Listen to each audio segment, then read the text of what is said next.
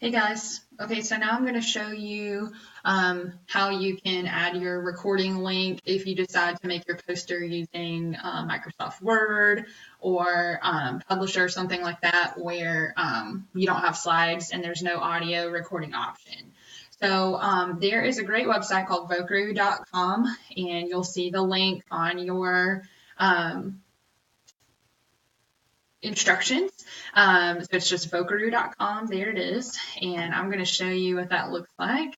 So here it is. And all you're going to do when you go, sorry, mine's in the other one, is it looks like this. Okay. And then you're just going to click to record. It may ask you this. You're just going to click allow.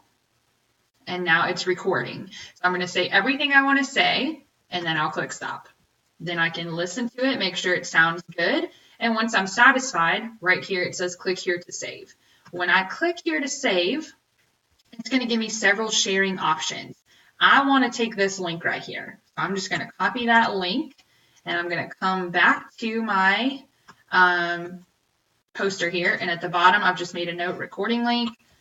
And then there it is, and you can click on it. So control click to make sure it works. Listen to it again. And now you have everything on one document. So you only have to submit one thing.